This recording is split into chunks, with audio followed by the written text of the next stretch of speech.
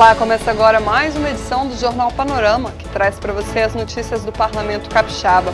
E nesta edição você vai ver em destaque: a Assembleia aprova aumento de alíquota de ICMS sobre o leite UHT produzido fora do estado. Deputados se manifestam sobre proposta de cobrar franquia dos usuários de planos de saúde. 24ª Feira de Artesanato na Assembleia mostra a diversidade da produção capixaba.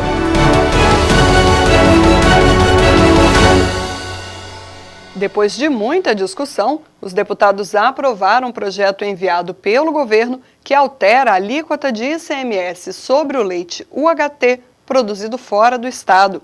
O repórter Edu Copernic acompanhou os trabalhos no plenário. A sessão desta segunda-feira foi de galerias cheias aqui na Assembleia. Produtores rurais compareceram em peso para acompanhar a votação do projeto de lei número 79 de 2018, que acaba com o regime diferenciado de imposto aos produtores de leite UHT de fora do estado. Os produtores pagavam 12% e passam a pagar 17% de ICMS. O projeto de lei foi enviado pelo governo com a justificativa de corrigir um erro. Como não havia produção local desse tipo de leite, então o governo acabou concedendo este incentivo. Mas os produtores locais que agora fazem esse tipo de produção aqui no Espírito Santo continuam pagando 17% de ICMS e acabam perdendo competitividade. Do jeito que estava a operação, nós dávamos uma vantagem competitiva para a indústria de fora do estado do Espírito Santo. Isso aconteceu porque no tempo em que foi concedido esse benefício, nós não tínhamos planta industrial do leite UHT em solo capixaba. E isso foi estimulado. Hoje nós temos duas plantas de leite UHT no estado, mas nós podemos ter 3, 4. Nós esperamos que essa legislação que nós aprovamos hoje seja um incentivo para a implantação de novas indústrias do leite UHT em solo capixaba. Isso acontecendo, vai gerar mais emprego no território capixaba e vai dar uma melhor condição para o produtor de leite, melhorando inclusive o preço do leite para o produtor, que vai conseguir ter mais controle no mercado interno por conta de ter uma tributação que não protege a indústria capixaba, mas que não beneficia aquele que está instalado em outro estado da federação. Nós precisamos industrializar. Essa é uma necessidade do Brasil e o Espírito Santo, nesse momento, dá a sua contribuição. O projeto enviado pelo governo foi aprovado com 20 votos a favor, 5 contra e 1 abstenção. Voltamos com você, Luciana. Obrigada, Edu. A Tribuna Popular do mês de maio trouxe representantes para falar sobre turismo e a criação do Fundo para a Juventude. E na Tribuna Popular do mês, a Assembleia recebeu representantes das áreas de turismo e do Conselho da Juventude. Jorge Albuquerque, presidente do Sindicato dos Guias de Turismo do Estado, usou a Tribuna Popular para ressaltar a importância desse profissional e a regulamentação da profissão. Ele propôs trazer o Congresso Brasileiro dos Guias de Turismo para o Espírito Santo. Nós já conseguimos as cartas de intenções, não só do governo do estado, do Convention Bureau, de Vitória, para fazer com que a gente traga esse congresso. O ano passado eu participei do congresso que foi em Natal, Rio Grande do Norte, e foram 1.700 guias. Então a gente precisa trazer esses guias de todos os estados da federação, mais o Distrito Federal, para dentro do estado do Espírito Santo e vender o Espírito Santo, não só as belezas que existem de praia, montanhas, mas trazer para cá o turismo de negócio, de aventura, enfim. E com isso nós estamos fazendo o quê? Esse nivelamento de conhecimento, para poder a gente ter um grupo de guias, ou se não todos os 492 guias especializado, ou seja, em trabalhar no receptivo, para receber bem esse turista, fazer com que esse turista vá embora satisfeito e volte a visitar o Espírito Santo e trazendo mais turistas. Quem também fez uso da Tribuna Popular foi Fabrício Pancotto, presidente do Conselho Estadual da Juventude. Ele defendeu a criação do Fundo Estadual da Juventude. Em todas as crises que nós tivemos, a população jovem sofre de uma maneira especial, dificuldade do primeiro emprego, de se desenvolver, de oportunidades, e isso tem uma série de consequências na vida dessas pessoas.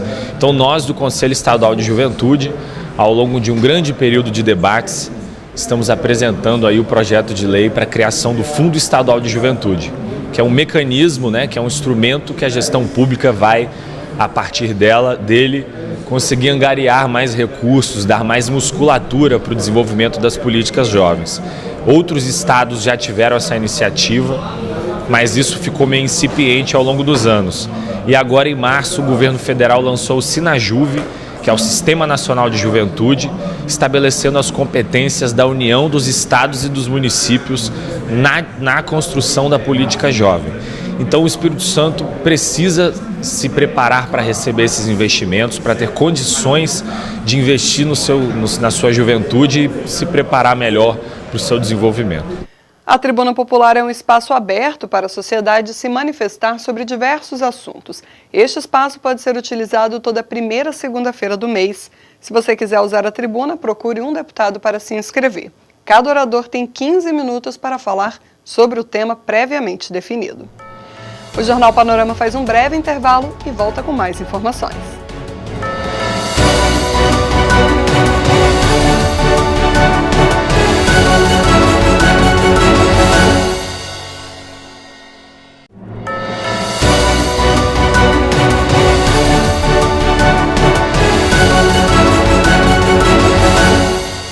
O Jornal Panorama está de volta e traz informações sobre os trabalhos da Comissão de Políticas sobre Drogas.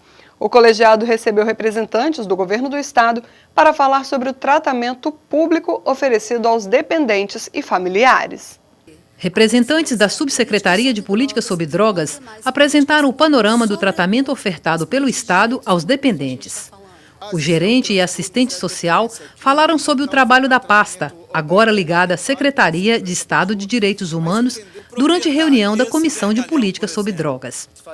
Eles ressaltaram que o atendimento vai além do dependente, envolvendo também a família. A abordagem que ele participa de um atendimento de uma equipe multidisciplinar, desde o técnico de enfermagem, passando pela figura do conselheiro terapêutico, também passa pela dupla de psicossocial. Caso haja necessidade, ele passa pelo médico clínico geral, pelo psiquiatra, né? Uma abordagem no sentido multidisciplinar, né? Onde a gente tenta atender as diversas influências que aquele momento ele está passando, né? Aquela dificuldade que ele está passando. E também o familiar também é atendido pela dupla psicossocial e tenta buscar uma orientação para que naquele momento ela consiga encontrar um norte, né, diante desse caso que ela está passando. Os deputados questionaram a eficácia de tratamentos e a forma como se dá a abordagem. Para eles, falta atender aqueles que não procuram ajuda. Para o gerente da subsecretaria, esta é uma questão que precisa ser abordada com cuidado. Hoje o único tratamento por involuntário, infelizmente, é a família pedindo intervenção da Defensoria Pública e conduzindo esse ente querido seu para as clínicas onde consegue suportar essa demanda, né? É um assunto muito delicado, mas que a gente está tentando, pelo menos, quando o paciente não quer tratamento, a gente está conseguindo, com muito êxito, tratar a família que busca tratamento. E aí, essa resposta a gente está conseguindo da sociedade. Para a comissão, é preciso reforçar a política pública de atendimento a dependentes. E, para isso, é preciso conhecer as iniciativas do Estado e debatê-las. A ausência das políticas públicas muitas vezes provoca o aumento do consumo das drogas.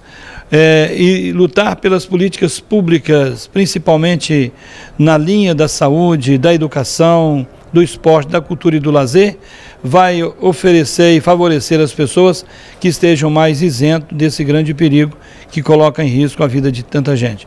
Portanto, nós debatendo isso aqui com a Provive, com o Estado, com a Secretaria de Direitos Humanos, a gente vai abrindo as portas aos poucos e oferecendo à sociedade mais essa ferramenta de trabalho. A ANS, a Agência Nacional de Saúde Suplementar, publicou uma norma com o objetivo de regulamentar cobrança de franquia dos usuários de planos de saúde. Nesse caso, caberia ao consumidor o pagamento de mensalidade com direito a alguns procedimentos básicos gratuitos. Outros tipos de consultas, exames ou cirurgias não previstos no plano teriam de ser pagos até atingir o valor da franquia. A mudança não é obrigatória. O Jornal Panorama ouviu os deputados Hudson Leal, que também é médico, e Sandro Locutor, vice-presidente da Comissão de Defesa do Consumidor, sobre o assunto. A franquia, alguns planos de saúde vão oferecer, não vai ser obrigado, vai ser optativo de ter a franquia, e eles estão colocando que vai diminuir em cerca de 30% o custo. Vamos esperar, isso é muito difícil nesse tempo de crise, você diminuir o valor de uma mensalidade. Mas isso é exatamente para evitar aquelas pessoas que vão em um médico, faz exame, vai em outro médico, faz outro exame. Então, para quem usa o plano de saúde moderadamente, pode ser uma boa opção. Mas nós temos que esperar a ANS sair essa resolução deles para a gente acompanhar. Eu tenho dúvida se vai realmente diminuir e se vai ser bom para a população. A gente tem que pensar primeiro na população. Para o mercado, que são os planos de saúde, é interessante sim. Sou totalmente contra e assim como na telefonia, eu acho que a Agência Nacional de Saúde está sendo parceira dos planos de saúde, não órgão regulamentador, regularizador e fiscalizador. Essa ideia da franquia, ela vai prejudicar principalmente aquelas pessoas que têm doenças crônicas, as pessoas idosas que pagaram muitas vezes, né, os seus planos de saúde a vida inteira, e agora, quando ele precisar lançar mão desse plano de saúde, todas as vezes que ele for médico, ele vai fazer um pagamento de uma franquia no valor, conforme se discute, do mesmo valor do plano de saúde. Pô, um absurdo uma coisa dessa, fere gritantemente o direito do consumidor. Eu certamente irei provocar o presidente para que a gente acione o Ministério Público, a Delegacia de Defesa do Consumidor, até para fazermos um estudo para que nós possamos notificar de uma certa forma a Agência Nacional de Saúde, dizendo o nosso posicionamento contrário. E como o Congresso Nacional tem força, né, sobre a Agência Nacional de Saúde, eu quero conclamar aqui a nossa bancada federal para estar atenta a isso, porque não se pode ferir gritantemente o direito do consumidor com o argumento de que vai apenas moderar e não impedir do cidadão lançar mão do seu plano de saúde, que muitos já pagam ao longo de toda uma vida. Seja por lazer ou para gerar renda, o artesanato envolve homens e mulheres na produção de variados tipos de objetos. Uma feira montada na Assembleia mostra a diversidade capixaba nesse trabalho manual e artístico. Quem passar pelo térreo da Assembleia Legislativa vai poder apreciar a 24ª edição da Feira de Artesanatos e Presentes. O evento é uma oportunidade para conhecer o trabalho de artesãos do estado e também um pouco da história desses capixabas. Uma delas é Regina Rossi, de Marechal Floriano. Ela conta que muitas mulheres que trabalhavam na roça passaram a bordar, resgatando os desenhos que eram feitos por suas mães e avós. Muitas, assim, não tinha mais condições de trabalhar na roça, então, assim, por esse problema, então elas começaram a fazer, né, o artesanato, o bordado, resgatar das vós a brolha, né, e o rechilier na máquina tocada a pé. Regina elogia o espaço disponibilizado pelo Legislativo para exposição do trabalho artesanal. Na nossa cidade, lá no interior, a gente não tem muito espaço, assim, não tem assim muito público, né, para vender o nosso trabalho. Então isso aqui é muito importante para nós, porque a gente sai de lá e vem aqui e mostra o nosso trabalho, e vende o nosso trabalho, e através de mostrar o nosso trabalho, a gente também recebe encomenda, mostrando o nosso trabalho pode ir para fora, né? E aí a renda fica melhor para nós. Quem também está expondo é Wilson Barbosa. O artesão, que é de Cariacica, pega parte da matéria-prima no lixo e a transforma em objetos de decoração.